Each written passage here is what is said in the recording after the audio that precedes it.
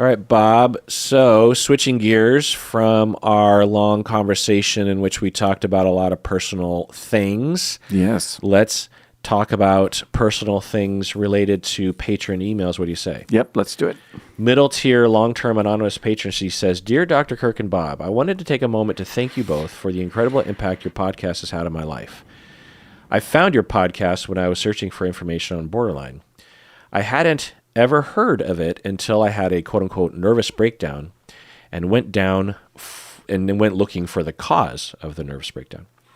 Bob, hearing your story was like a light bulb moment for me. We're the same age, and from what I can tell, we share many similar experiences. To hear you voice the feelings I've struggled with for years was honestly mind-blowing. I have the same tender heart that you do, and it felt like I was finally being seen. One of the biggest things that resonated with me was how you both talk about love in therapy. I've always had extreme abandonment fears and a deep belief that I'm a terrible person, that if anyone really knew me, I'd be abandoned. But hearing you talk about the possibility of love and connection in therapy was incredibly healing. It's given me a sense of peace and made me feel less alone with these feelings. I'm also lucky to have found a trauma therapist who really gets me, and their care has been a huge part of my healing. The insights from your podcast have helped. The insights from your podcast have played a huge role in helping me to open up and understand myself better. I am a DBT rock star. I have 3 children and 4 grandchildren so far, and I will be here to love them. I think that is a reference to not being suicidal, right? Right on. Dr. Kirk, thank you for creating the podcast. It's been essential to my journey. And Bob, thank you from the bottom of my heart. You've truly changed my life. With sincere thanks. And then they write their name, but they are anonymous. So thank you. What do you think about that, Bob? That's just lovely. Thank you so much. This is a day maker. Yeah. I did have a thought, though. Do people understand what a therapy relationship ought to be? Like, we'd probably go into them with our own template for, what we can expect, what we can talk about, what we can't talk about. Like, there is nothing you can't talk about in therapy. In fact, if you notice that you're not talking about something, that's kind of worth kicking the tires on. But there is nothing that can't be talked about. But maybe we do. Maybe a lot of us do. We just kind of think, oh, I could never say this, or oh, that's off limits because they don't want to hear about that, or blah, blah, blah. And it's all artificial, right? Which is kind of interesting because if it's artificial, it means my brain made it. So I could learn about it, which would be kind of cool. Yeah. Yeah, I think with our isolated lives, and I also just think with Victorian puritanical ideas, there's this notion of taboo and of shame and of TMI, and it is supported more and more by society, that not only is it scary, but it almost seems unseemly or unpolite or something to be yourself or to trauma dump. I don't know. You probably don't know the internet discourse around trauma dumping. No, what's that? Yeah. You're my Luddite friend. But if you were online even a little bit more than you are, you would absolutely have come across this notion of trauma dumping. So it started being talked about maybe 5 years ago. And on the surface, the definition of trauma dumping is fine.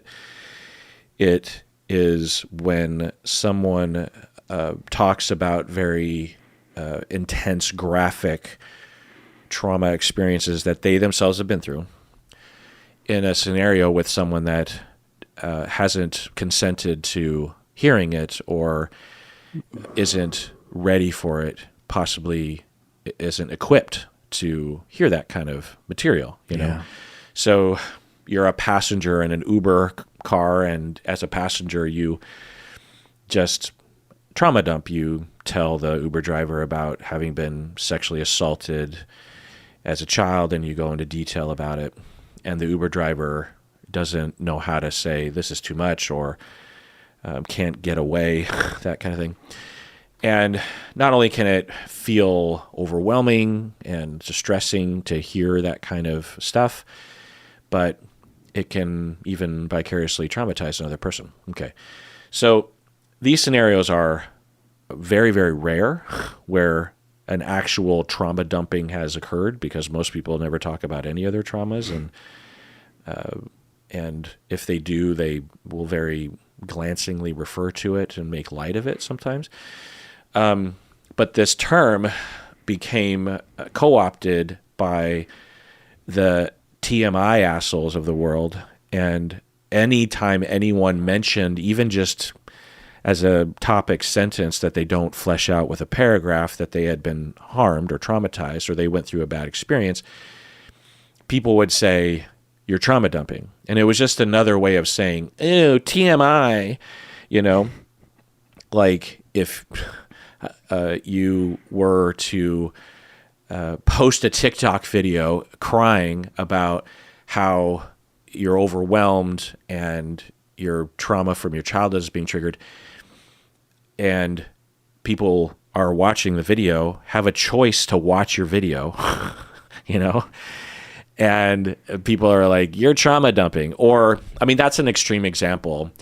The one that really would annoy, because I'm not in that kind of content where people just go on TikTok and just cry, and I'm fine with it. But as a consumer, it's not the sort of stuff that I will click on. But the really annoying thing that I would hear is that people would think they were trauma dumping on their therapist.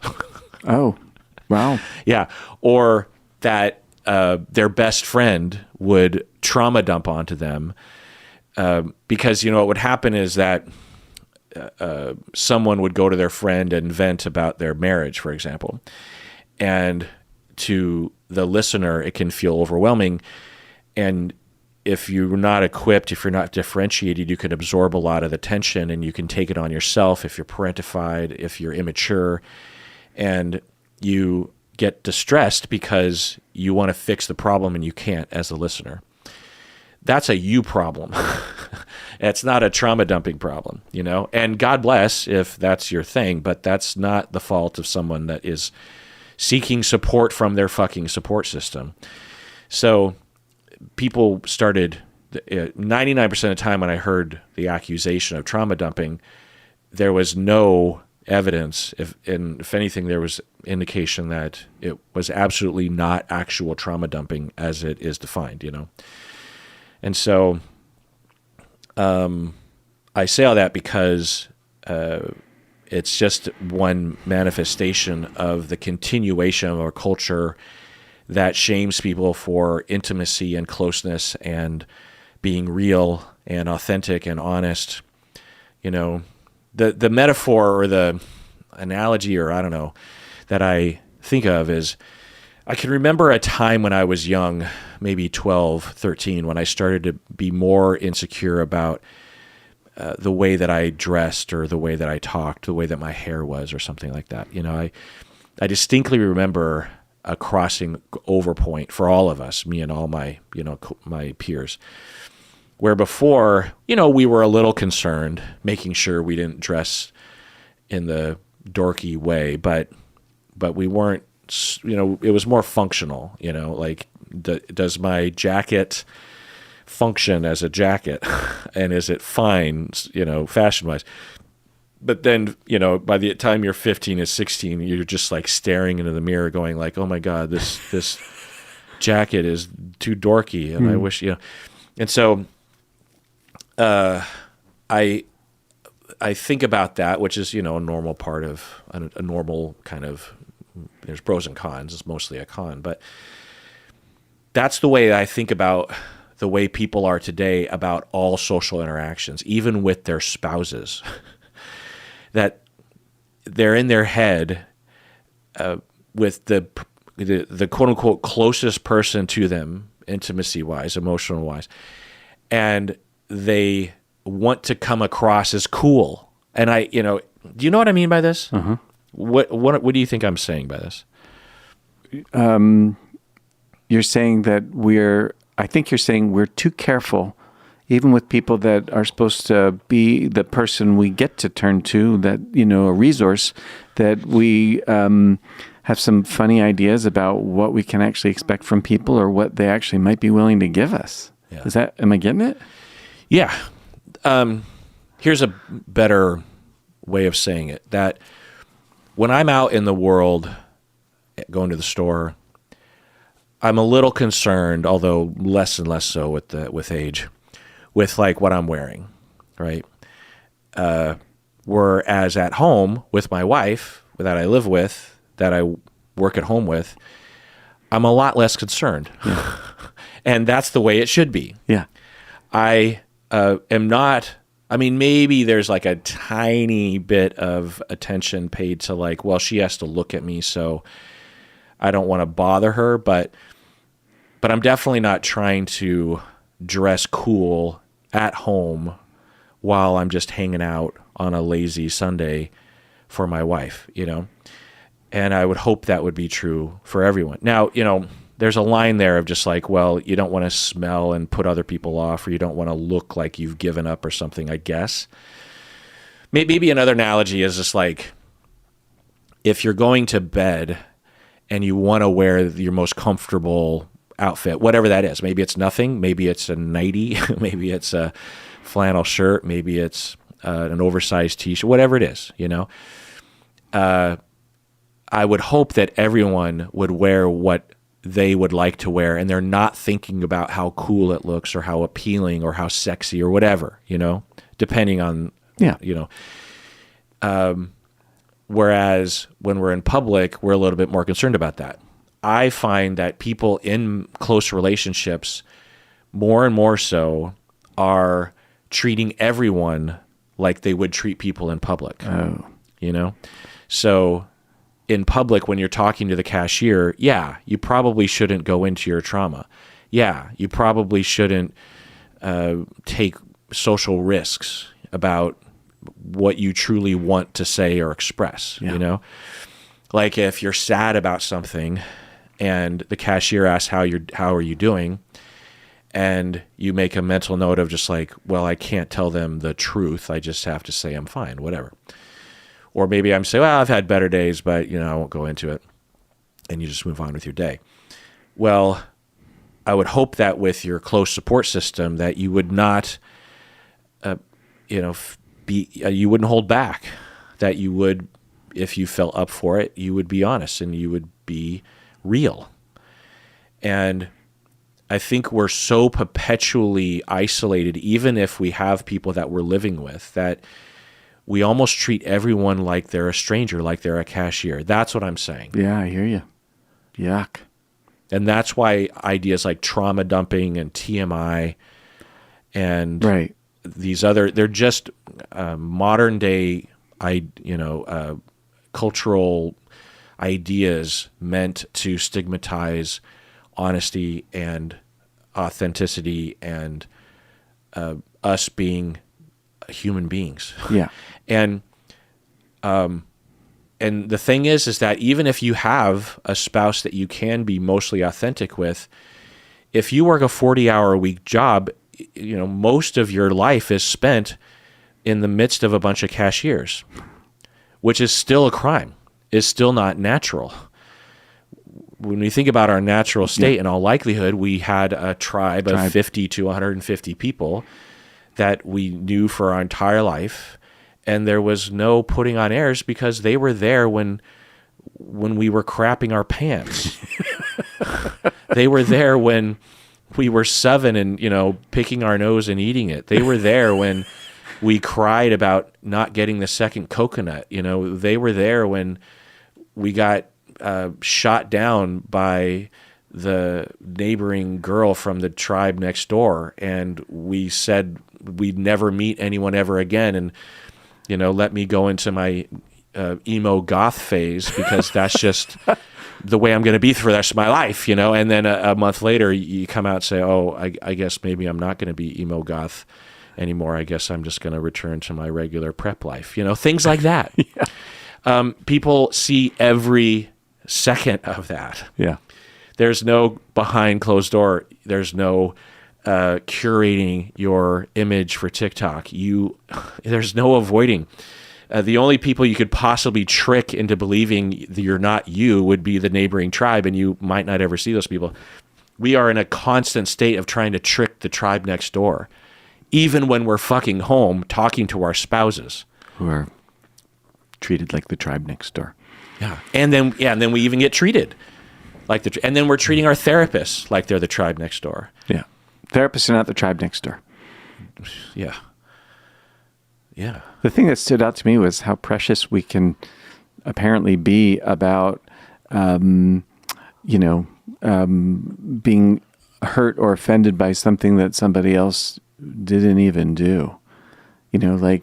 If somebody, I don't know why anybody would want to post a TikTok video of their sadness. That's not something I would do, so I don't understand it.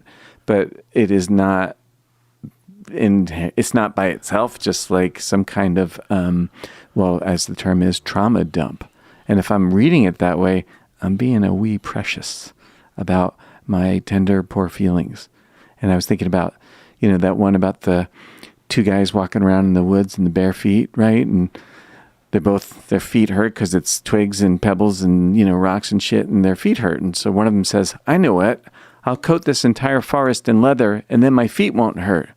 And the other one says, I think I'll just put on a pair of shoes. Like, just put on our shoes, right? We're tougher than this, right? We're tougher than this. We don't need to be so damn precious. We're tougher. We're made to put up with stuff. We're made to tolerate stuff. So let's all just be a little tougher. Why do you think people do that? Why do you think people try to make the world without any edges for their own wimpy needs? I suppose it's unrealistic entitlement. I suppose it would be, let's see, why would I do that? Why would I do that? Maybe it's just a problem of scale. Like, I actually don't know what I'm capable of because I never really exercise my muscles. So I don't know, what I can do, what my heart can do, or my legs can do, or my brain can do, because I never really put them to the test. And so maybe it's that. Maybe it's the anonymity of the internet that just makes the worst of us sort of show up and just, spout judgment. We're all Statler and Waldorf when it comes to the goddamn internet, right? Like, fucking shit, man. Yeah. The internet is not an excuse to not be humane. So let's just all take a breath. Yeah. Be a little generous. Yeah. Right? You don't want to watch the video of somebody crying? Then don't watch the fucking video. Jesus. Yeah. Of course, I don't understand any of that anyway, so. Yeah. Yeah. I think Facebook is good just for Facebook Marketplace, though. You can find a lot of really good used tools on Facebook Marketplace, man. I got a drill press the other day. Oh, it's a beast. Yeah. You got a whole drill press? A whole drill press, man. The thing is taller than me. Where's it going to fit in your garage? Yeah, I know. It's a problem. I got it in, but yeah. It's a lovely tool. Wow. Yeah. I think that's about as social media as I want to get. OfferUp is also good for used tools. My mom uses Buy Nothing. Buy Nothing. People give away stuff, right? Is that what's called? I was going to say Buy Anything, but that doesn't make any sense. No, we already do that. Yeah. I think another, well said, by the way, Bob, but yeah. I think another reason is that due to isolation and lack of attunement growing up, there's a lot of people who are perpetually walking around feeling neglected about how they feel. And when anything happens on the internet, I think they have maybe a mild feeling, but it sort of gets filtered through their template, their schema of being neglected and ignored. Yeah. And they will gravitate towards certain ideas of whether it's trauma dumping accusations, or another one is, oh my God, that person is such a narcissist, right? Oh. And that go to, I don't know, I guess I never really made this connection, but it's making a lot of sense to me right now, that a lot of people are, in a chronic state of neglect, And when anyone comes around that gives them the excuse to be able to accuse someone online of being too self-centered, then they transfer their parent onto that person and proceed to attack and call that person a narcissist or a trauma dumper, when the very analogous situation is when they're a child and they're 7 and their mom comes home from work and doesn't pay attention to the 7-year-old's feelings and might even talk about how hard her day was. And as a 7-year-old, you're just desperate for some kind of love and attention. And so as a parentified kid, you listen to your mom. And I wouldn't call that trauma dumping. I would just call it parentification and lack of attunement and enmeshment or something. And I wouldn't call the mom a narcissist. I would call her, I don't know, whatever road led to her having this blind spot in her attunement, at least in the moment. And so, Makes sense. It makes a lot of sense to me right now. Because I've really struggled with how the internet focuses on the narcissists, quote unquote, of the world, to the point where I'm sure I used to use the word a narcissist, but in the last 5 years, I don't use that term anymore, because 99.99% of the time when I hear that word being used, even by clinicians, they are using it wrongly. Yeah. Or at the very least, as a general term that has no relation to narcissistic personality disorder. Right. And so I feel like it all kind of makes sense to me now. Yeah. Let's take a break. When we get back, let's read some more emails. What do you say? Yep. All right, next email, anonymous listener. She says, I'm a longtime listener, and this is my first time writing in. I find that your podcast and YouTube videos are incredibly comforting. I have learned so much from you. I'm currently training as a psychotherapist in the UK. At this moment, I'm receiving therapy through a personality disorder service in the NHS. Just chiming in. I believe it's National Health Service. Yeah. And that's their Medicaid or something, or I don't know, or it's their national medical system. Yeah. Right. Everybody has access. Right. I have been offered a year of dynamic interpersonal therapy, which I've found helpful so far. However, I'm feeling a bit confused about my formulation. I recently asked my therapist to help me understand why I was referred to this service and whether I meet the criteria for a personality disorder diagnosis. Oh, I see. So what she's saying is, I sought therapy and I was assessed and I was routed to this personality disorder service that used dynamic interpersonal therapy.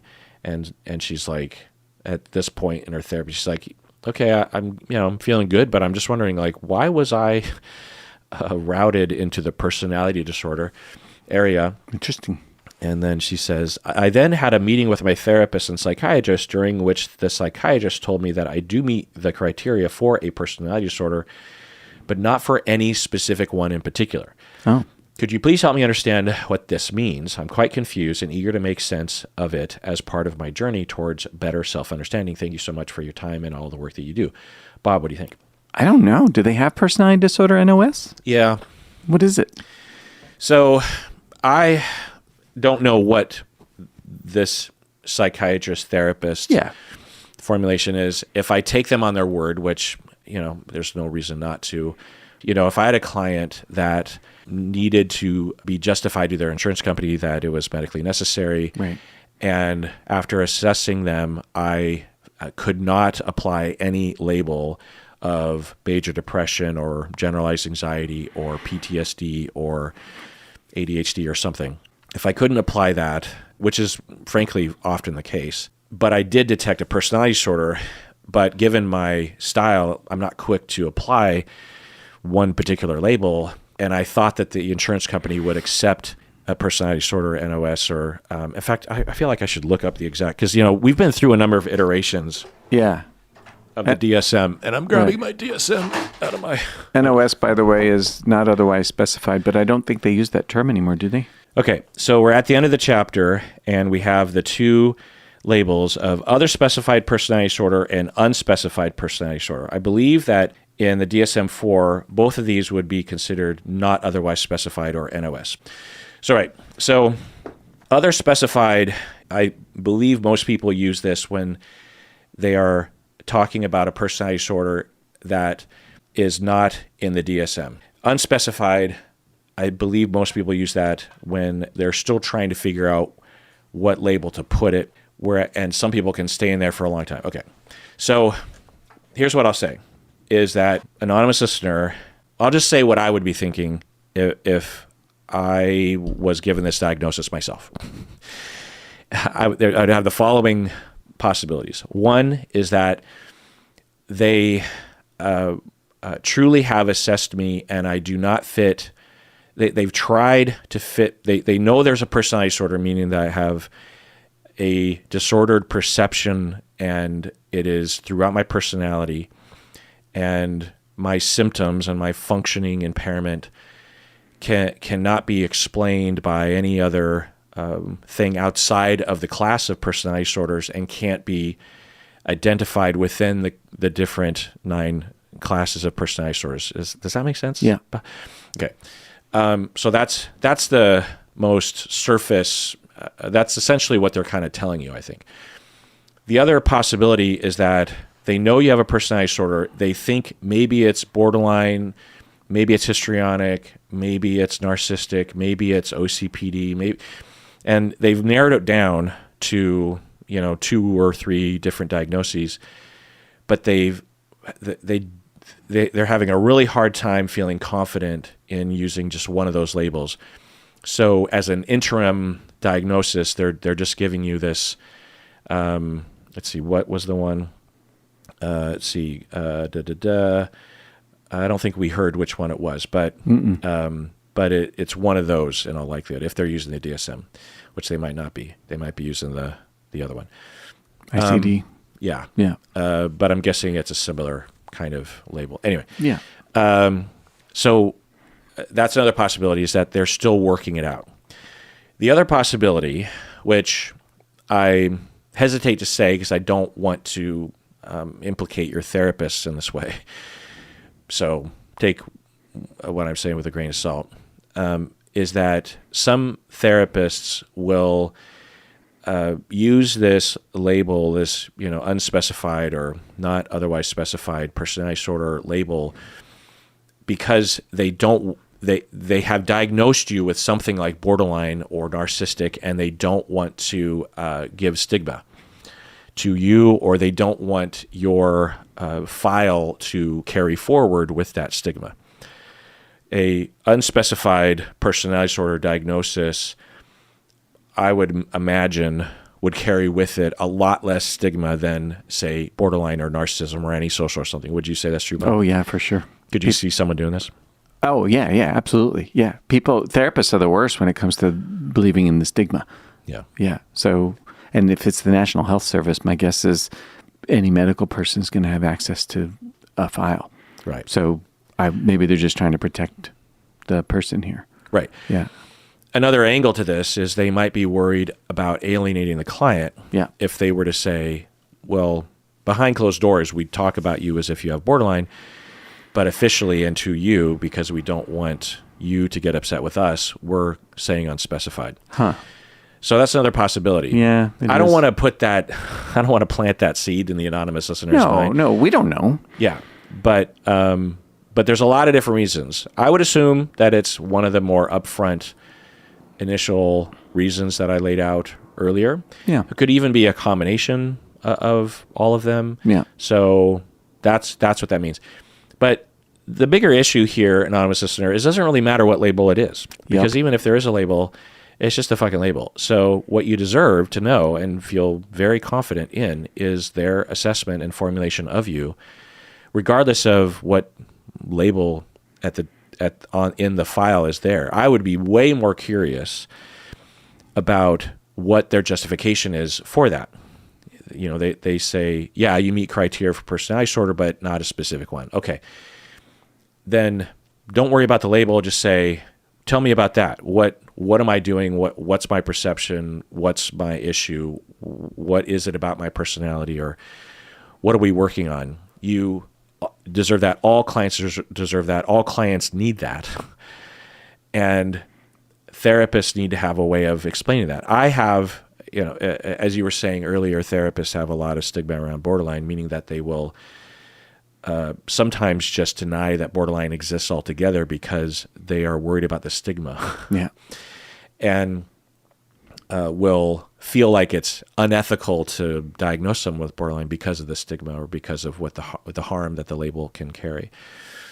And that's really quite silly. It's important to recognize that there is stigma and there can be harm, but that's because people don't understand what borderline is, yeah, particularly society. So I have had many conversations with borderline clients in which I will explain to them once we get to that point, especially if they start asking me questions, I will be upfront about that. But it could be a half-hour conversation where I kind of lead them down a road and also tell them, you're probably going to Google this when you get home, and let me tell you the landscape. There's some good and there's some bad. And there's stigma around it, even among therapists. But here are the consequences, and here's what I'm going to do. If they're in private practice, I don't have to put it into their file. It can be a different label that I put in their file. I don't have to make things medically necessary if they're private pay. So I'm freer in the I still have to take notes and still have to have a treatment plan and still have to have an assessment, but it doesn't have to adhere to medical necessary language, Yeah. But even when I was billing insurance, I would have conversations about, okay, here's the likely worst case scenario, reasonable worst case scenario down the line with this being in your file. How do you feel about that? It's usually pretty low, because one, hardly anyone will see it as a natural course of your life. And two, when they do see it, here's the situations in which it would possibly impact you, but probably not. Anyway, so now, can it impact you? Yeah. Could a new psychiatrist, having received your file, look at that and actually not want to work with you? Yeah, that can happen. So, it's a real thing. That's not because that shouldn't cause us to deny clinical reality. It just means we have to tell psychiatrists or other clinicians to pull their head out of their ass, which I think is happening increasingly, by the way, on this issue. Do you think that's true? Oh, you don't interact with other clinicians. I have no idea. But it's really hard for me to know. But I get the sense that in the last 10, 20 years, I think partially because of the internet, honestly, if not entirely, or 99%, a lot more clinicians seem to be speaking more like you and I do along this issue than before. That's good. Because you remember times when we'd go to case consult and with other clinicians, like what would happen? Well, first off, it's like swimming with sharks. Everybody wants to have an opinion. Oh, have you read this book? Have you recommended that your client, they read that? But it's so fucking annoying. But that's just young people that are just trying to learn, and they're, a sort of natural, development, So fine. But they're young, they're green, they're coming out of a culture that is rife with stigma. I mean, we were in graduate school 20 years ago, so almost 30 years ago. In fact, exactly 30 years ago. Holy shit. Yeah, exactly 30 years ago. Well, when this episode comes out, it'll be like in a week, 30 years ago, you and I met. Holy cow. Yeah. That's intense, man. Yeah. And I don't know. I mean, I remember the DSM-3.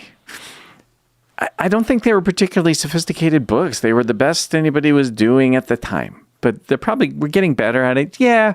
I don't know why. Maybe the internet, maybe not. I don't know. I don't know anything about that. But what did you hear clinicians saying about people with borderline? Oh, fucking run away. Yeah. Like the first time that came up for me, I was a case manager down in Renton. So I was here maybe a year, maybe less. And I got referred this client who came out of the crisis, the intake department. And they were all saying to me, oh, yeah, she's borderline. And I was like really nervous because the only thing I ever heard about borderline was, going to be like moody and angry and difficult to treat and and really hard to work with. Right. And first off, they biffed. She did not have borderline personality disorder, not even close. She had schizoaffective disorder, which is unbelievably, the fact that those two could be mixed up it's just crazy. And she was lovely. She was lovely. I knew her for a good couple of years, and I really enjoyed her, and she was just a lovely human. And if she had borderline, she also could have been lovely. She could have been. I met many people with borderline personality disorder, lovely folks. There's also people with borderline that are not lovely. Oh, yeah. But they still deserve love and treatment and compassion. We are in this business, not because it's easy. Right. Right? Because it's hard. That's right. But that's, sign up, Yeah. So if you signed up, then that's the deal. Yeah. So you didn't have to become a therapist. That's true. You could have been a car salesman or Yeah. a real estate agent or a barista Podiatry, or a plumber or, right. or even a medical doctor. Sure. You decided to become a mental health clinician, which Right. means that you get into the thick of the shit with the shit. Yep. Yeah. People that will just write off people with borderline or run away or, but yeah, to get to the schizoaffective, bipolar confusion with borderline, I came across it again on Reddit. There were people that were confused, or I can't remember what it was, and I just thought, I do not understand how anyone could confuse these things. Mania is mania. Oh boy. Schizoaffective, meaning that it gets into psychosis, is psychosis. It's very noticeable and distinct. To confuse that with bipolar, or with borderline, and I think part of it just has to do with the fact that it's BP, bipolar. Yeah, I've had that thought too. Borderline personality disorder. Right. I think that's, strangely, given how stupid we are as an organism, like enough to like confuse at least some people. But another obvious thing that it reveals is that you don't understand what either disorder is. Yeah. You've read the criteria, and if you don't, you just read the criteria, I guess it's hard for me to remember when I didn't really know these things.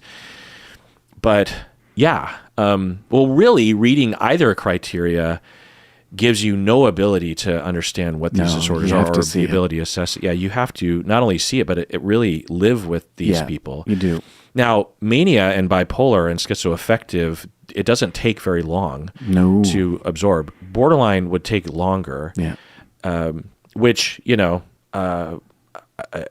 was what happened to me. I had the fortune of having a full borderline client very early that worked with me for, 10 years or something. And in that first 6 months, first 12 months, at the very beginning of my career, I had a very accelerated learning, and if I hadn't had that client, which would have just been or if a client had come to me and I didn't treat them well, they blew out of therapy and I just drew conclusions from that, I wouldn't have learned all the things that I learned. I would have intellectually maybe have understood, but I wouldn't really have gotten it. Yeah.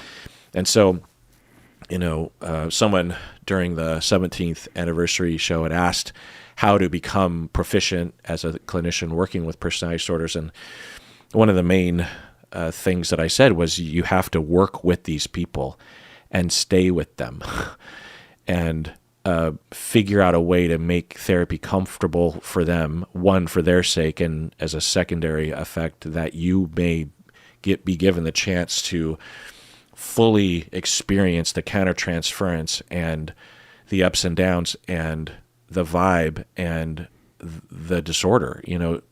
That when people have perceptual, pervasive disorders, it can be very frustrating and it can be seducing.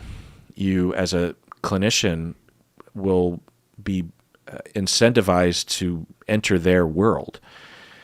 For the borderline client, the temptation in the beginning anyway is, as a therapist, to believe that everyone has indeed wronged and betrayed them at every turn. When you hear the stories, biased and spun by the borderline client, it's so much easier just to say, oh my God, your husband is a narcissist. Yeah. Oh my God, your ex was gaslighting you. Oh my God, not to say that those people weren't abusive or whatever, but usually it's either highly exaggerated or completely made up. And when you actually work with couples and you get to know, or you live in your personal life with people who have these disorders, you see it in action. And that's why when people mix it up with psychosis or bipolar or schizoaffective, that, I guess I kind of understand why that thread would be mistaken, because you are seeing someone that is clearly delusional. Yeah. They are seeing things that aren't there. They are inserting ideas into your head that did not exist. And they're convinced of it, which must be delusional. That's why they called it borderline, because it's borderline psychotic. Yeah. But it's only around the things that relate to with borderline anyway, with abandonment and betrayal. It's people with borderline personality disorder don't believe they're Napoleon, for example, right, or that the CIA is listening to their thoughts through their fillings in their teeth. These are literal common delusions, at least in the past. Today the delusions are, my AI is an actual living being that is a worshiper of mine, and I'm creating a cult. Is that true? Yeah. Holy shit. There's all sorts of ways, and like when the internet started to get to a place where it started to be attractive for everyone to use, one of the manifestations of psychosis is this idea of targeted individuals. Have you heard of this? Mm-mm. So, in a nutshell, these individuals believe, and when you hear it, you'll say, oh, that's just classic schizophrenia, paranoid schizophrenia. But to the internet and to these individuals, it kind of fits within like a James Bond Bourne Identity, Big Brother way. And so what they believe is that when they leave the house, they can tell that there are nefarious agents working for a large organization of some sort. Either it's Scientology or the government or the deep state or liberals or whatever, QAnon. And they are monitoring them, So they were at the store and someone asked them what time it was, but they know that that person is a nefarious person. Or that person that almost ran them off the freeway was trying to intimidate them into silence because yesterday they made a TikTok video that revealed that they know that they're being targeted. Right. And, so targeted individuals. And so these people online get together and they're like, oh, me too. Oh, golly. Yeah. Wow. Yeah. Why does that worry you? Well, I'm just imagining the echo chamber of ideas being passed back and forth and how that would just be inflaming of, it's not going to cause anybody to have a psychotic episode, but it sure ain't going to help them compensate or consider the possibility that my brain is malfunctioning, which is what it is doing. Yeah. This is a tragedy. Yeah. If you ever see it, it is those folks suffer, man. They suffer. Yeah. Yeah, there's some sad stuff that can happen. Right. They don't have delusions that everyone is out to be nice to them. No. And then they'll get together even in person and will bolster each other's points of view and will build defenses and will bully. Like me talking about this right now, there's a little bit of me that's worried that targeted individuals that just happen to be fans of the podcast or something will attack me because it's incredibly threatening to them. And they'll identify I must be part of the cabal. Sure. Right? That's the thing about them is you cannot use reason to dismantle a delusion. You just can't. It can't be done. Yeah. And especially when you get into ideology circles, then you get echo chambers. So if for example, you are an activist against the government in some way, against Trump, then and say your paranoia starts to manifest with MAGA or with ICE or with Trump or with, I don't know, Charlie Kirk supporters or something, then you're going to find a group of people on the left or on the right, whatever, that will be open to the idea that the fascists are trying to intimidate you, or if you're in MAGA, then the transgender people are coming to make you into a gay person or something, and so it makes it even worse on that level, because you don't even have to find other delusional people online. You just have to find people that are convinced of they have an overblown sense of the conspiracy theory against their position, and so you could argue the entire QAnon movement, which consumed like a third or a quarter of Americans, was this very thing. Do you know what the QAnon thing was? Something about pizza. Yeah. It's so funny. You're just so not online, which I'm envy on such a high level. It ain't hard. I won't bother you with the details, but it was literally a belief that was grassroots, that was mainly on the right, but was kind of a mishmash of things.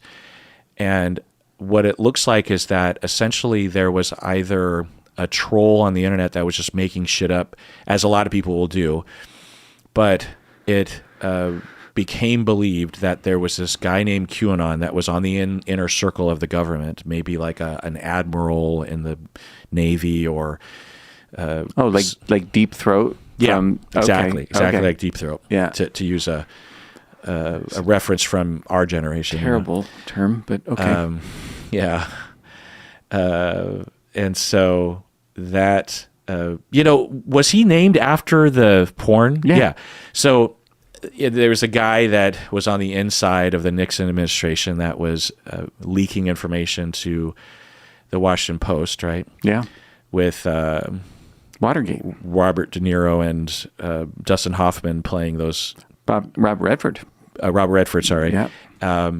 Woodward and Bernstein. That's right.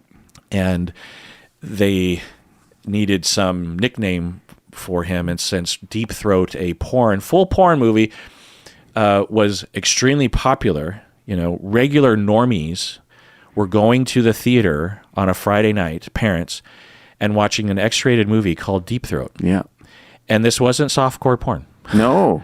The whole idea of the porn, do you know what it was? Yes. Tell us. So the woman goes to the doctor, and the doctor says, "Oh, your clitoris, it's in your throat." Right. Well, she was going to the doctor because she couldn't have an orgasm. Right. Oh, okay. From sex. At least that's my memory anyway. That sounds right, yeah. And so he's like, "Oh, I see. Your clitoris isn't in your crotch. It's in your throat." And so she learns that she can get orgasms by not only, giving blowjobs, but having deep throat blowjobs. And she discovers that, and she's like, "Oh my God, I finally had an orgasm." And, they show, full on from, like 15-minute long blowjobs that are closed in on unshaven early 70s crotches.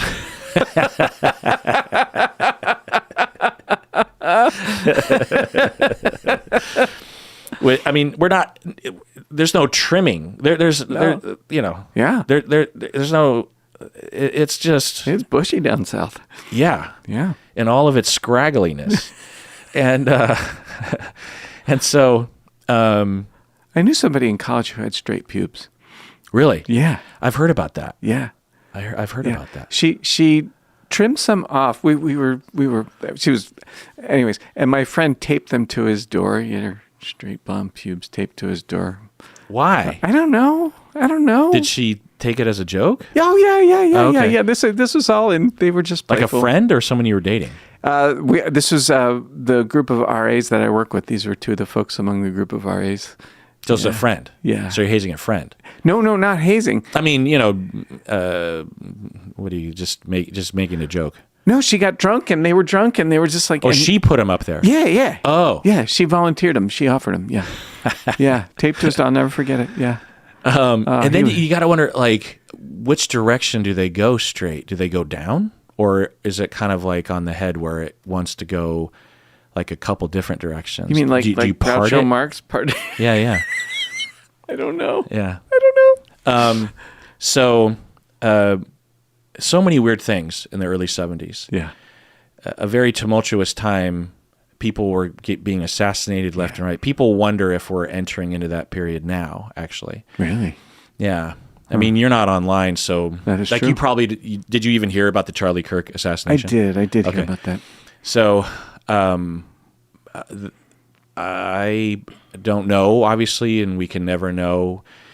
Historians will say the one thing you cannot ever know is the era that you're currently living in. Yeah. You can only know decades later what era that was. So it's possible in the future they'll say completely different things about it. They might even say this is an extremely peaceful time. The one thing I do know is that at any given time, people always believe they are in the worst of the times when they think about politics. That's true. It's very, very true. It's driven home by something I've been doing lately where I'm listening to older podcasts and stuff. And, there's podcasts from like the year 2008, 2009. And most people would say that the world was much better back then in a lot of ways. But it was also, not great in a lot of ways. Financial crisis. Financial crisis, Yep. post 9/11. Right. Obviously there's a lot of disparity, and this is before Me Too, before Black Lives Matter, blah, Right. blah, blah. Anyway, so and trans people were still massively stigmatized, even by people on the left, by the way. So and yet people back then talked about their time in the exact same way people talk about it now. Now, I'm not saying that things aren't bad now, but the thing is we can't know how to compare today to previous times. But anyway, we can look back at 1972 and know that time was extremely violent. Crime was at an all-time high and rising. Urban wasteland, lawlessness was at an all-time high. Massive domestic terrorism and bombings and killings and assassinations and cults, like with Patty Hearst. Patty Hearst, that's right. And she's just one example of thousands of domestic terrorist groups of American, Charlie Manson we know about, but he was one of again, thousands of groups that cropped up, some violent, some not. Yeah, that guy that kidnapped the entire school bus. I forget that one. Oh, yeah, and he drove it into a planned ditch, and covered it up with dirt, like these poor, 30 children. We should probably have a trigger warning. Okay. Yeah. Wow. So during this time, also, for whatever reason, because of the 60s and the liberation movement, sex liberation and, women's liberation, there was such a wild swing of attitudes that as a asterisk on it was that mainstream Americans were like, porn movie? Yeah. We're free people. Right. I'm in a committed marriage. I go to church on Sunday, and on Saturday I go to a porn movie. Why not? Because why not, right? And there's nothing wrong. There's nothing immoral about it, right? So it's like let's draw on. We're not the baby. We're not. We are the baby boomers. We're not the greatest generation, or we're not our parents, So we can do what we want. So there were normies going to the theaters watching this movie called Deep Throat. For whatever reason, that one just happened to be because there were other porn movies, but that one, for whatever reason, just, became. Yeah. And as a part of that, when Woodward and Bernstein were trying to name this guy. They named him Deep Throat after the movie, which is just, which is why earlier you're like, Deep Throat, it's just a weird, Yeah. So that's why I was explaining to the younger listeners why you would say that. But why were we even talking about? We were talking about QAnon and right. So somebody in the government. Right. So to just wrap that thing of what tangents within tangents. Oh, within well, tangents. good Lord. We'll get So somewhere. QAnon, what is someone on the inside of Deep Throat? 99% chance this person was not on the inside, was just someone making shit up. And they were sending out all these signals. So there's a whole group of people that were convinced that this person was real. And it was an account, I believe on 4chan, I'm not really sure. But the followership at first was just kind of like, ooh, there's this, what did he say? What did QAnon say? But then eventually it grew into this cult that had a belief system that the elite, Tom Hanks, Hillary Clinton, Barack Obama, were doing satanic rituals, sacrificing children and drinking their blood for their adrenochrome, which isn't a real thing, so they can stay young forever. And these people, and all these people are literal lizard people or demons. And if you walk by them, Alex Jones, him, like there was a whole thing. Anyway, that you would smell sulfur, InfoWars. It was so pervasive and slotted in on a lot of people's belief systems because it's very much within Christianity, or at least the myths that have surrounded Christianity and Catholicism.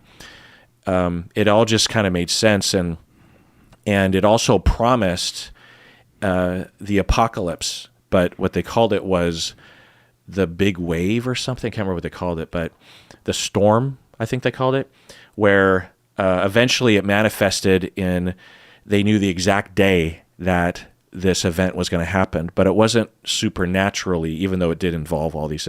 And Pizzagate, that's what it had all to do with that, the shooting up of the pizza, it had, because they believed underneath this pizza place, which was in, I think, D.C., right? That that's where they were doing these satanic rituals and Hillary Clinton stuff. Anyway.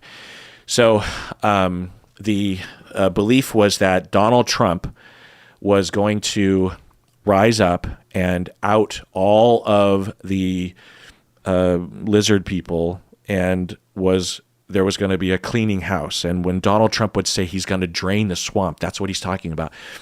And he's our savior, and he's going to usher into 1,000 years of prosperity in this world. And That sounds like Hitler. I'm not even joking. It's worse than Hitler because it involves, Christ and Messiah shit that people are still believing in, but just in a different kind of manifestation. So I'm unimpressed by our species. I know.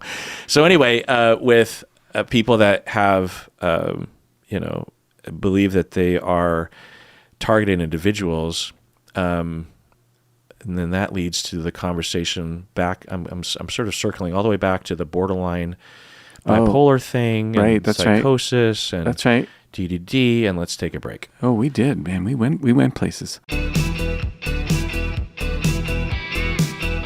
All right, one more email. Anonymous listener. She says, "Hi, Dr. Kirk and Bob. I have just listened to your answer to famous patron Jocelyn G's question about done with life after having achieved many major milestones in her life." Bob, do you remember that email? I don't remember any of them. To be honest, I don't know what's going on with my memory. I can't remember nothing. I'm even wondering if it was with you, but I remember the email. It was Jocelyn G wrote in saying that she has achieved so many of her major things, marriage, children, job, other kinds of major milestones that really drove her forward. And now she wonders if, I can't remember exactly what Jocelyn J was saying, but it was something like, well, now what do I do? And I've searched for new meanings.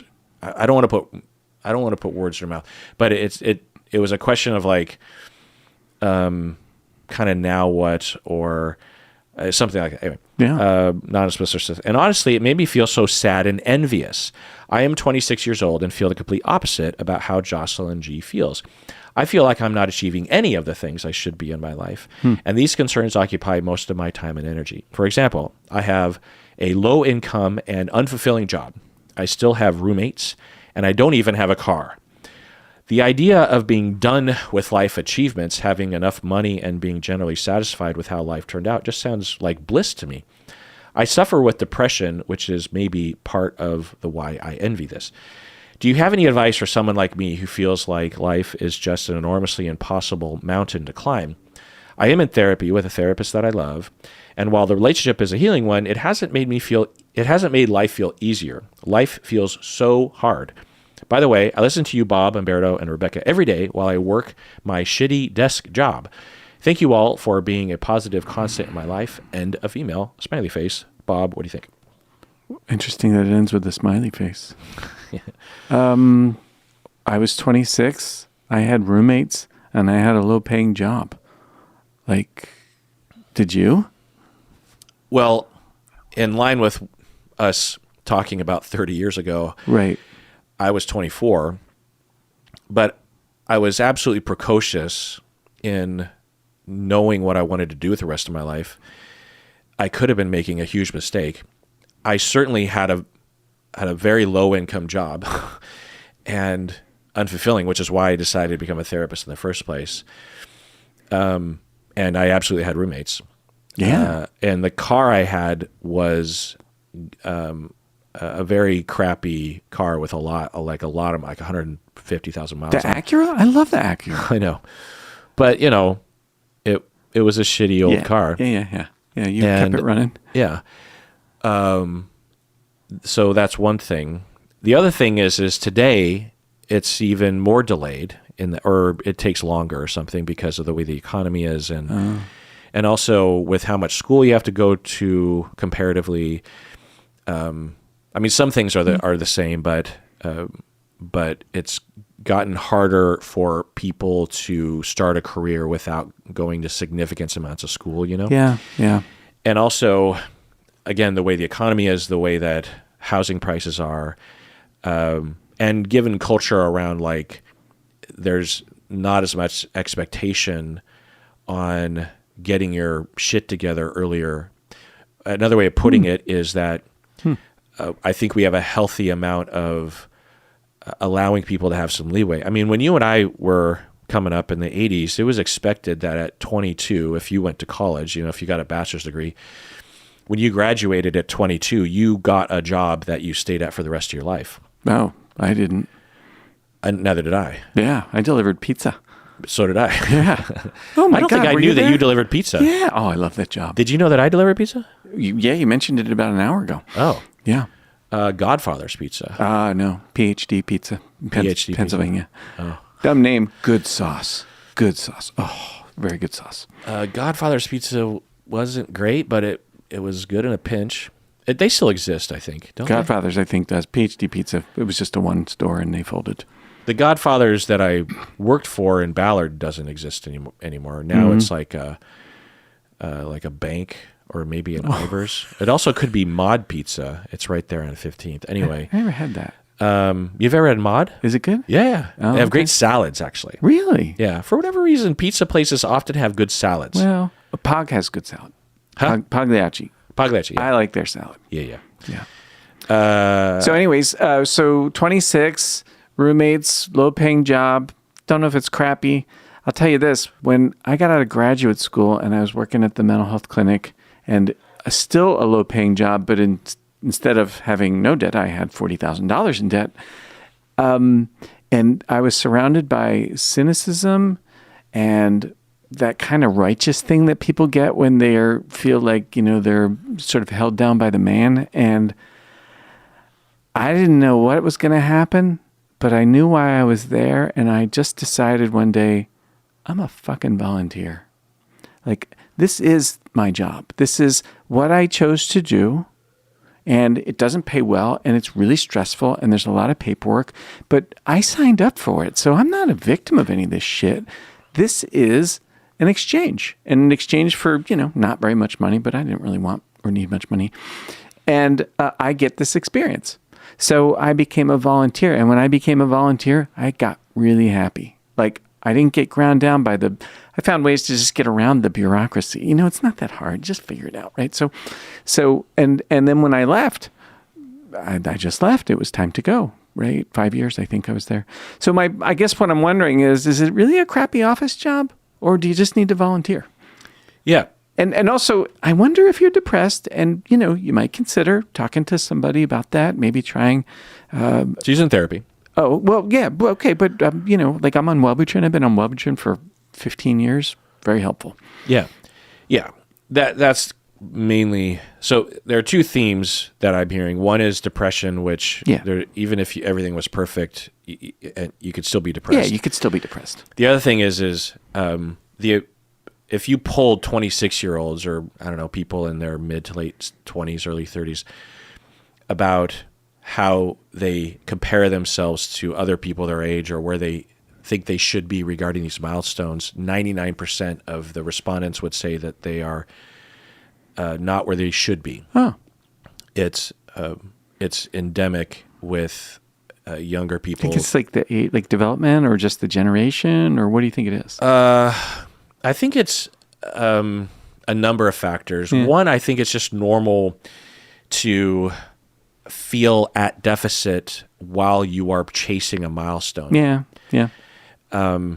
It's like, I'm not quite at the top of the hill yet. If I can just get there, then I will be happy or fulfilled or okay or good enough or something, then I can relax or something. And Jocelyn G was kind of actually talking about how that isn't the case, So there's that. I think another is that for a lot of middle class, I think in particular, young people, 20-somethings today and 30-somethings, because the millennials were like this too, that they grew up in a time where they were being told in a very healthy way that they are special and that there are options. We were not told that when we were growing up. I wasn't told that. We were told that we weren't really told it much. I don't think they told me anything. Yeah, there wasn't anything told to us either way. Yeah, and so once we were of that age, I had to actually swim against the grain to even begin to consider that I could choose the career that I wanted rather than a career that worked for retirement or for family life or something, because that was the main thing, especially for a guy. Yeah. So a lot of these younger people, in a very healthy way, were told that they should pursue something that they enjoy, and they should pursue something that is environmentally and politically conscious, right? And that is, unless you just have the privilege to be able to do this, or you just happen into something like this, it's virtually impossible to work within a capitalistic system to even just pay the bills, but particularly if you want to get ahead in life and like not be paycheck to paycheck, while having a completely fulfilling career that is environmentally and politically conscious and not harming anybody. Yeah. It's impossible. And so these people have, great ideals and they have a good sense of being entitled to a good career, one that is fulfilling. That's a good thing that was instilled in them. But as a byproduct of that, they bump up in their 20s to the reality of what it's like to build that, and they either don't have any guidance or modeling or the privilege, or they just have too much internal pressure to get it done too fast. Oh. They want it right away. Oh. They don't want to start in a position or at a organization for the first 10 years so they can get ahead, so they could branch out on their own, or so they could actually get the career that's meaningful, Oh. I didn't know that. Yeah. That sucks. Yeah.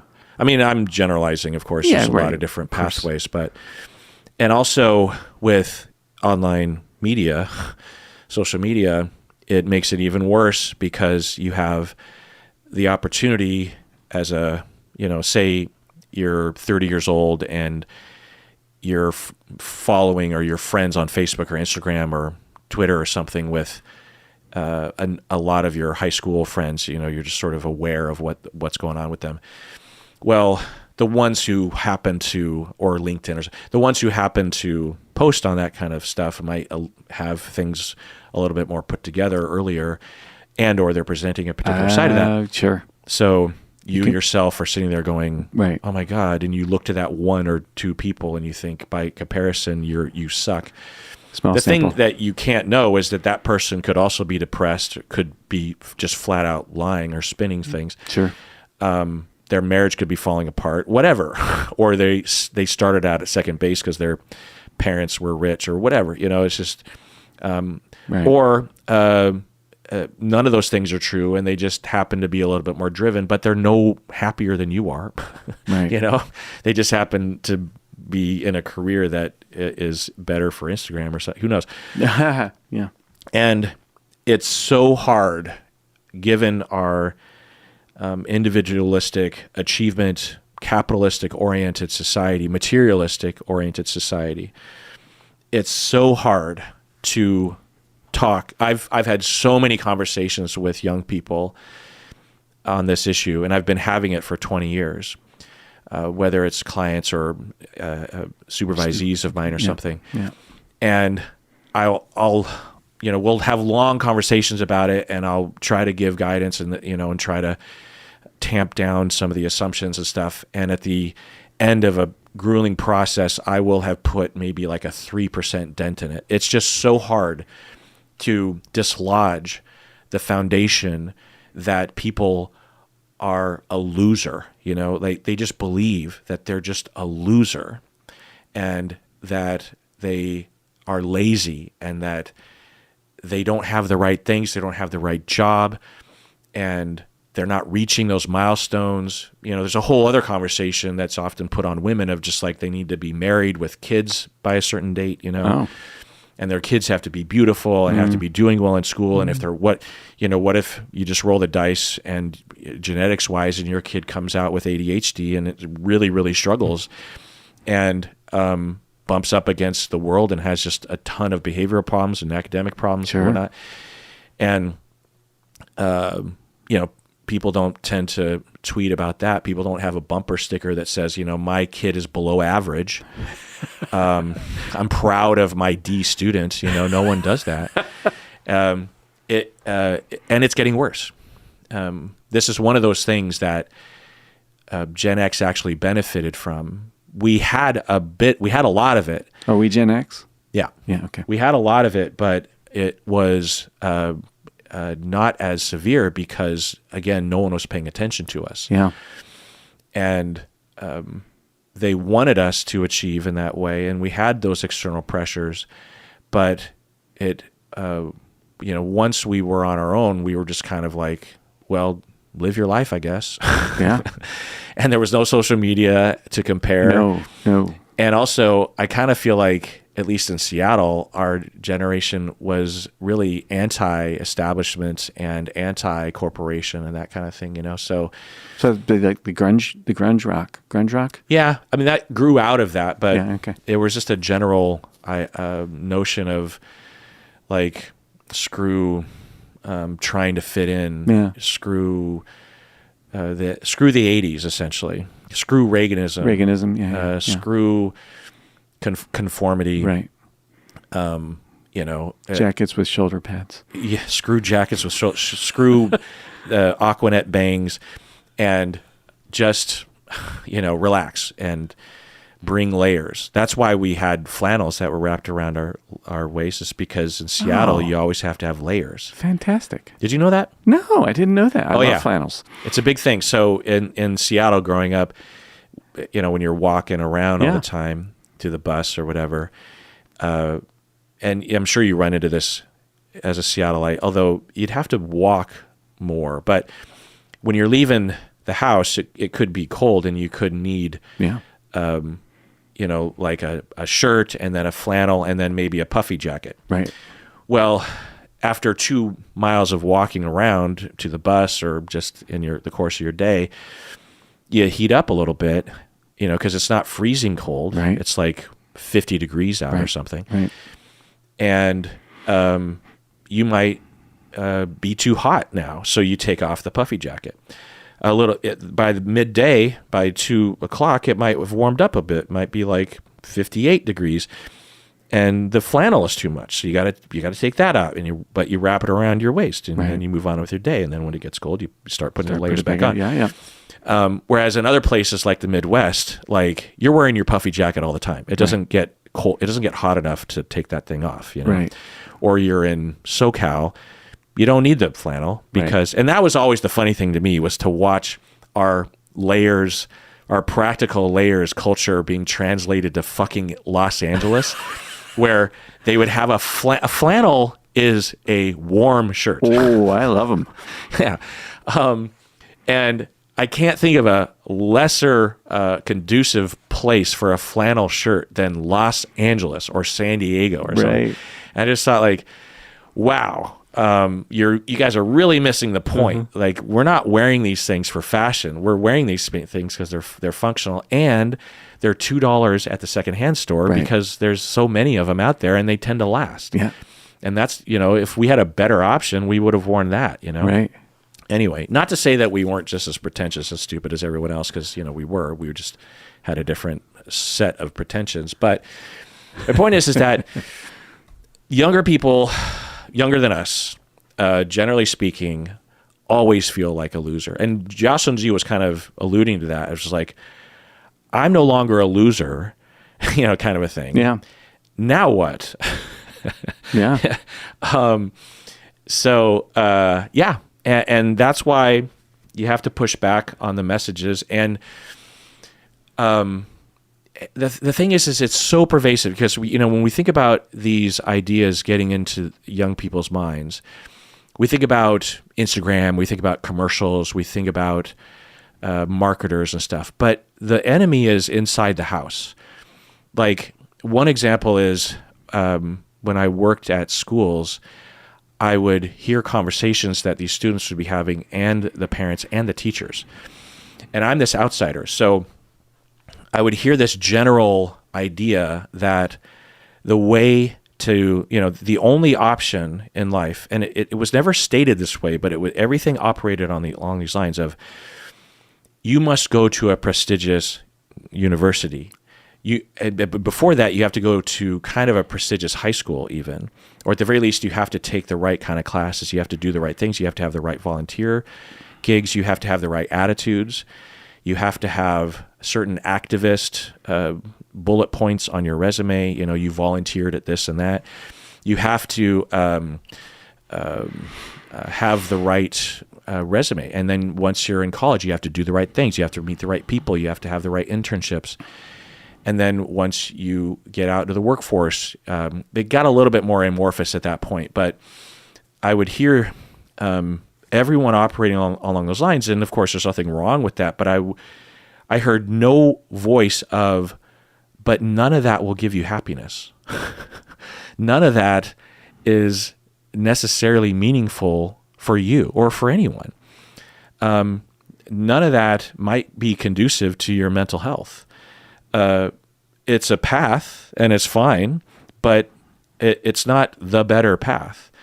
In fact, there's a lot of reasons to be skeptical about that path because its foundation is the kind of things that lead to like a bunch of tech bros that are trying to ruin our society, or Theranos or something. It really is. It's pervasive anyway. So,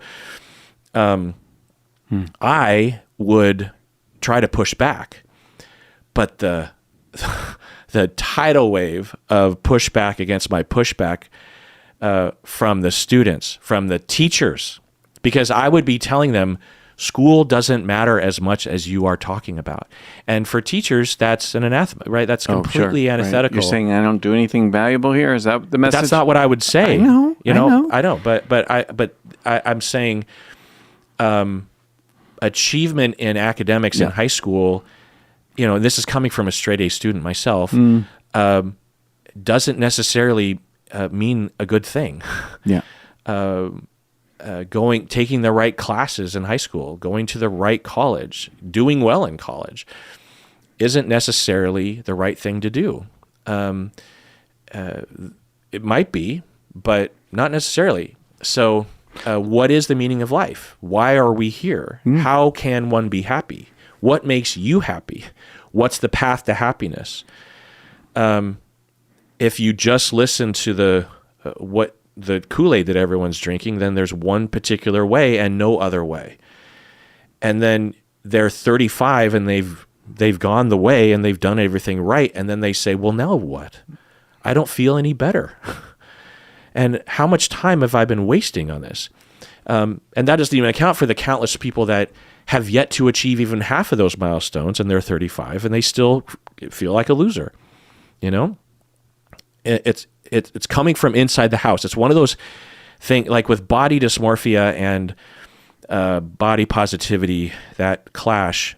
We can point to things like, ooh, see, that person is promoting bad ideas on Instagram about like body image.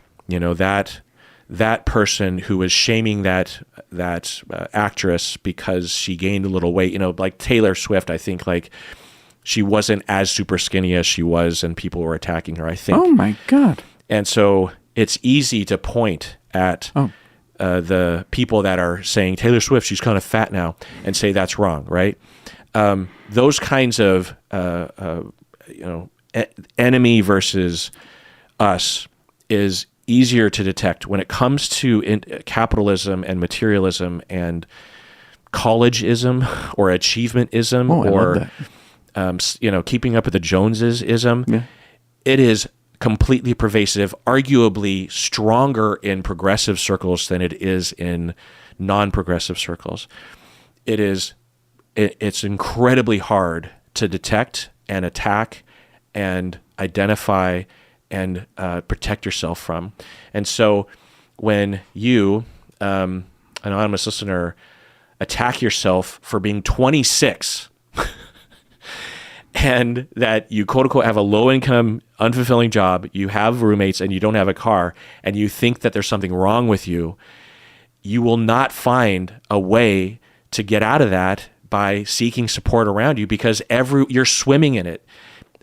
All of your friends, your therapist probably agrees with this notion. It's hard to dismantle. It is such a programming, and arguably more so in progressive therapy circles, because the therapists probably did do well in school, and they probably did push themselves to achieve, and they probably did beat themselves up throughout graduate school for not being the better student. And they don't even know that they're doing it. They think that's the meaning of life. Of course you're going to do that sort of thing. This needs to fucking stop. And I don't know where to point.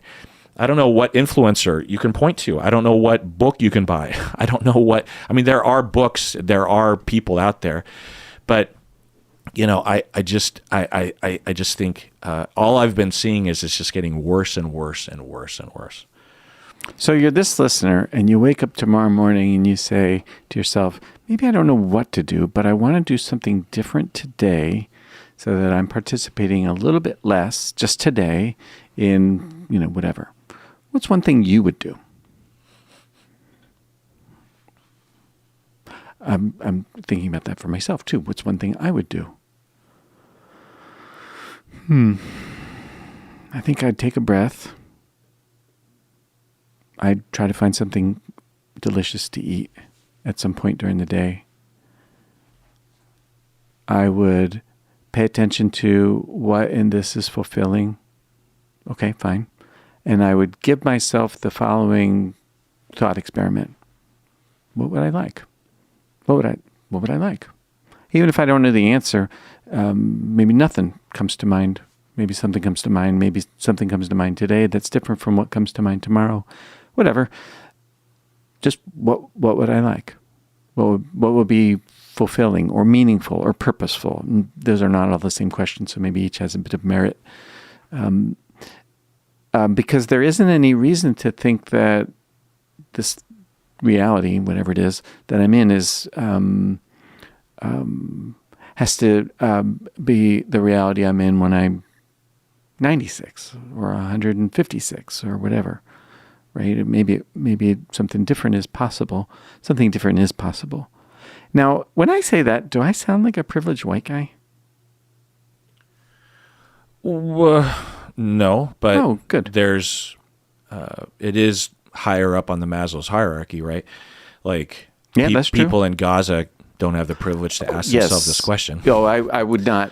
If we were talking about folks in Gaza, I would be thinking something else entirely. There's a spectrum, right, from people in Gaza to you, and so if people are in between, they also might not have the privilege, but might not. But this is a more privileged thing to think about. It doesn't make the suffering small, right? No, the suffering can be quite severe. Actually, do that. I would suggest those things because that's taking the suffering very seriously, not dismissing it. Yeah. At least I hope so. Yeah. But I don't know. I mean, I'm 58 years old and I'm a Gen Xer and I'm a straight white guy. And I do worry that the perspective I have has significant blind spots that are offensive. No. Why? I don't know. Why are you going there right now? I don't know, because I'm 58 and I don't have that problem, I guess. But no, I don't think that's relevant at all. Okay. I think for a lot of listeners, that your way of putting it is exactly what, if two podcasters are talking about this topic and I'm ranting, what you said was exactly what someone should say. Okay. Well, which is a practical slowing down of like, okay, in lieu of all that, this is something you can do practically right now to counteract all that shit and push aside the influences and the nonsense. You know what I mean? To displace it. Oh, God. If we're not thinking about all that stuff, what do you think about? Well, the way you laid it out is the way people should think about it. Shit, man. I mean, I'm in this regard, I'm grateful to not be a person who's on the internet because I'm not impacted by all that noise. Yeah. So, wow. I guess for younger people, that's harder, isn't it? To have a distance from that. Is that true or no? I think it's true for everyone at every age. Yeah. Yeah. Okay. I will say that there are some promising developments. One of them is that I see younger people in Seattle anyway dressing a lot more comfortably. Oh, good for them. Which some people will rail against. You know, some Gen Xers are like, you should dress a little bit more put together. Like, just put jeans on. Like, why are you wearing pajamas on the bus? But to me, I'm just like, fuck you. Like, if it's not impacting you, it's just impacting your sensibilities, then cry me a river. Yeah, why am I putting energy into what somebody else is wearing anyways? Jeez. Yeah, absolutely. Yeah. So it's akin to like people flipping the fuck out because you say that you put ketchup on your hot dog instead of, or one or the other. I can't remember which one it is. Yeah, ketchup's weird on a hot dog. Mustard is the proper. Which I had no idea because I grew up in Seattle. Mustard was a rarer thing than ketchup. It's my favorite condiment. It's so good. I love mustard. Yeah. Yeah, absolutely. But I didn't even know it was like a thing that people would get angry about. Oh, it's silly to get angry about such things. Yeah. Yeah. So anyway, I see more and more young people dressing more comfortably, and I'm nearly 100% sure that it's because of the progressive movement of self-care and of valuing you and how you feel, and that you don't have to do what other people want you to do just because of their sensibilities, including you don't have to be you don't have to be gender binary. You don't have to be straight if you're not straight. You don't have to dress a certain way, all that kind of stuff. And so I see younger people either dressing obviously in a very self-care way, or I see younger people dressing just much more what looks to be comfortable. When we grew up, the shoulder pads thing, in addition to all the other things, a lot of the clothing in the sort of high fashion later 80s, none of it was made for comfort. It was all for fashion. And or it was annoyingly produced, like with acid wash jeans or whatever. And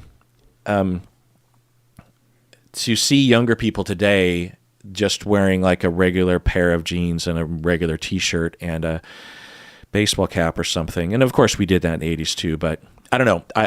So there's movements that I'm seeing that are against the materialism and the keeping up with the Joneses and the capitalism. I definitely see on the ground manifestations. You could argue the whole LGBTQ movement is against the patriarchy and against. Right on. I mean, you don't argue that it is that. Yeah. And against conformity and all that kind of stuff. So, and there's a lot more real, like crying on TikTok. One of the things that I celebrate is that people are crying more and people are okay with expressing feelings. If TikTok suddenly existed in the 80s, we would have seen a much different landscape of what was considered acceptable. I mean, we're certainly not liberated yet as a society, but we've definitely progressed and we've definitely gotten a lot better. People willing to go to therapy, blah, blah, blah. Yeah, that's right. So I'm not saying that it's across the board all getting worse. There are some promising things. But I rant and rave about this because as individuals, like I said, when it comes to body positivity, it's a little bit of education and a little bit of support around this. It makes it easy, at least to identify the enemy. But when it comes to materialism and isolationism and individualism and capitalism, it's in our water. It's everywhere. It's your parents, your kids, your neighbors, your boss, your friends, your Instagram feed. Everyone is operating on the assumptions that cause suffering and uphold the patriarchy and uphold the rich getting richer. Everything is on that foundation. It has nothing to do with left and right. It has nothing to do with Democrats and Republicans. It just has to do with Americans. And it doesn't have to do with race. It doesn't have to do with gender identity. It doesn't have to do with sexual orientation. It doesn't have to do with disability or not. It is everywhere. And, we can blame marketers or advertisers or something, but they just give us what we want. And we apparently want this, and we train our children to want it. I mean, the amount of things that we buy our kids, and even if you, as a parent, decided to work against it, like you would just maybe put a 2% dent in it because it's everywhere, and you can't avoid exuding it out of your skin as an American because it's been shoved into us since we were born. And so that's my point. And your antidote is the answer, which is to slow down and just ask ourselves, okay, what do I want?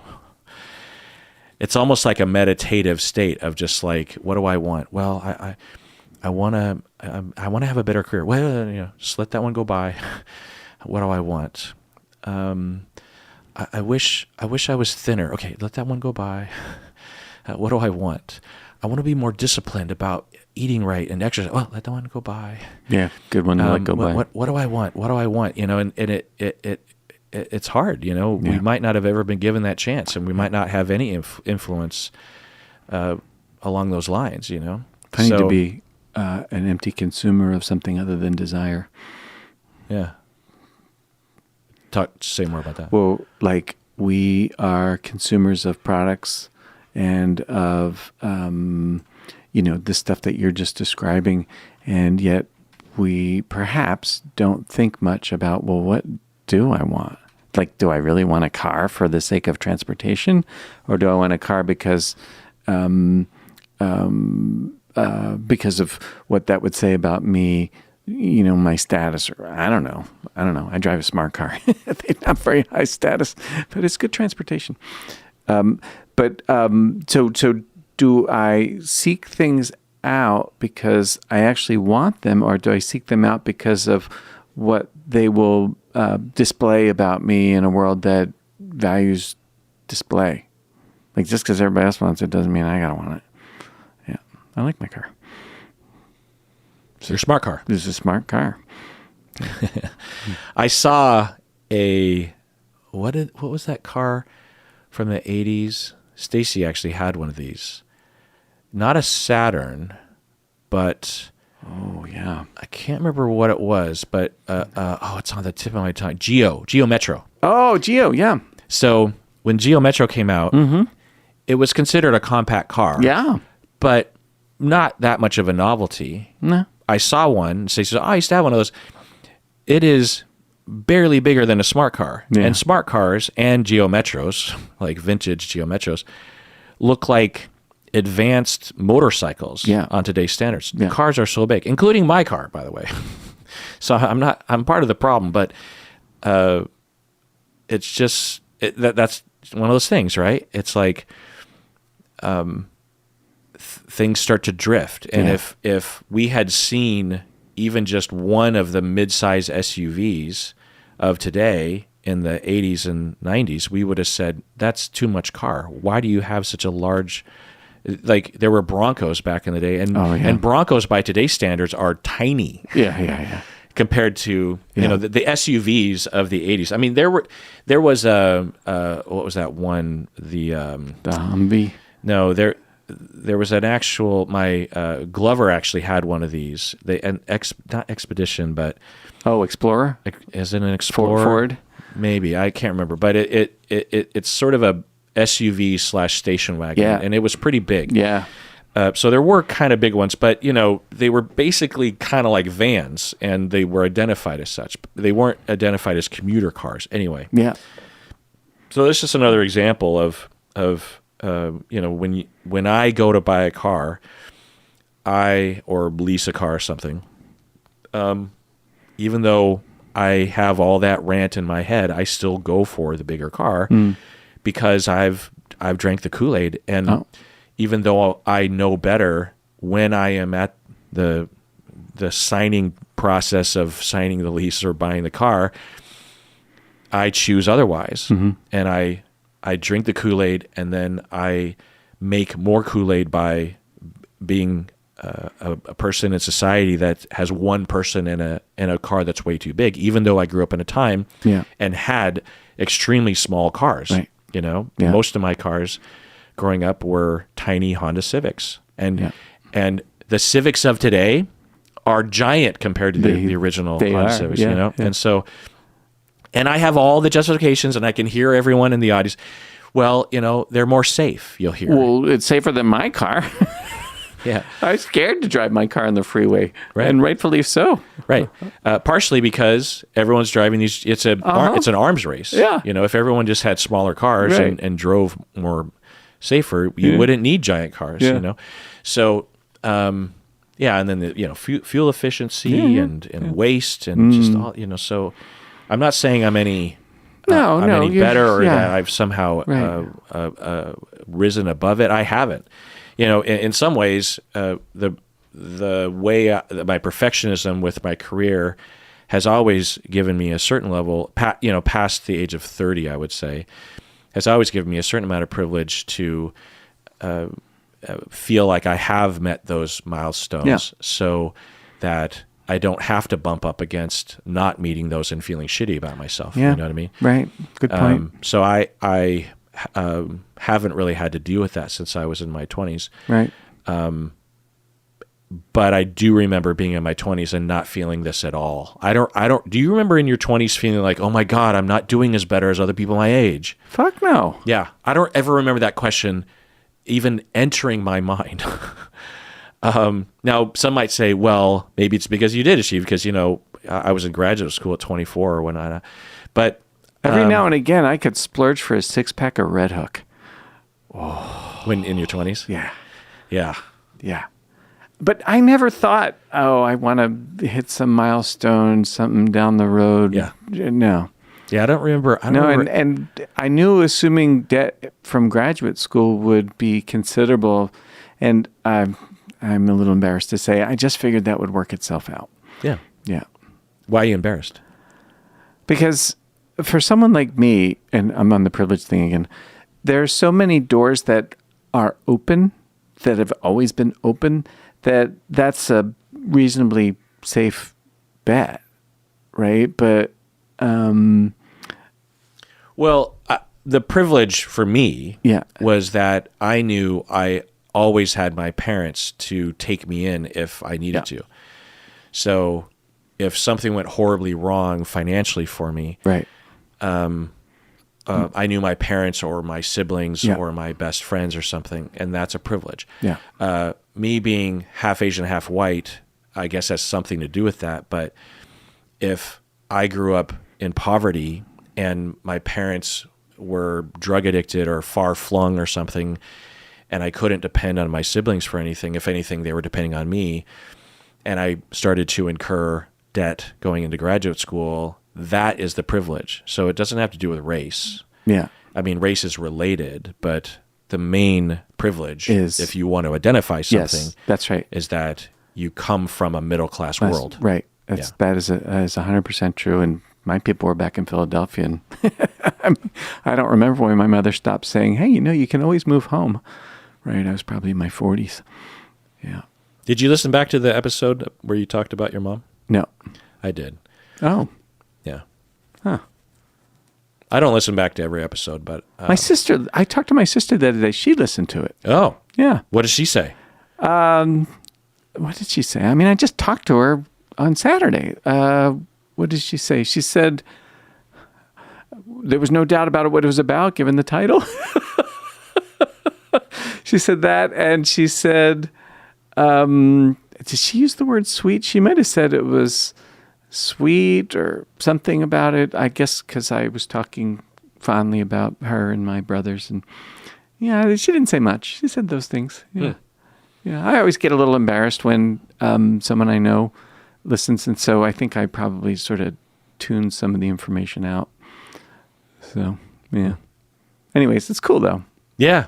I was worried that I'm going to say something that they would find offensive, or I don't always worry. Off-putting or something. Yeah. Hurtful, or maybe even embarrassing. Like if they know I grew up when people know that I grew up in an abusive environment, it's like that's not necessarily information that my brother has, agreed with me that could be disclosed. Mm-hmm. So, I don't think that I'm not supposed to talk about my truth on the one hand, but on the other hand, it does have an impact or could have an impact.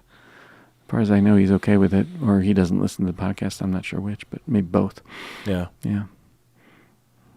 Yeah, well, it's good to hear Yeah. that your sister listened. Yeah. And Yeah. that it at least wasn't negative and might have been a little positive at least. I just wonder how is her experience of me doing this different from her experience of me interacting with her directly? Yeah.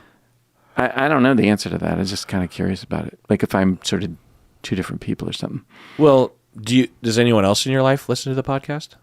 I mean, Colleen listens to some episodes. George does. Our friend George. Yeah. Yeah. Yeah. In fact, Interesting. I think him more than anybody. Really? Hi, George. Yeah, hey, George. Yeah. That's interesting. Yeah, I can relate from the other side because I wouldn't say friends, but I'm acquaintances with Luke and Andrew from TBTL that I listen to all the time. It's a podcast, a local podcast. And the way that it feels to me is that it's like I'm in a conversation in person with these people, and for a while I'm choosing just not to say anything. Yeah. Meaning that it doesn't feel voyeuristic, and it also doesn't surprise me the kinds of things that I hear are the things that I probably would hear if I were there. You know what I mean? Yeah. So Like I you're imagine that yeah. when your sister listens and others, Oh. they're listening and they're going, yeah, it's nothing. It's not that different from having a conversation in person. I'm just hearing. It's like there's three people, and I'm just in this moment, just not saying much. Yeah, yeah. Oh, that makes sense. Yeah. Yeah. Well, We went all over the place today, didn't we? yeah. Yeah. How do you feel about it? Oh, no, it's a good conversation. Yeah. Yeah. Well, that does it for that episode. Everyone out there, please take care of yourself because You deserve it.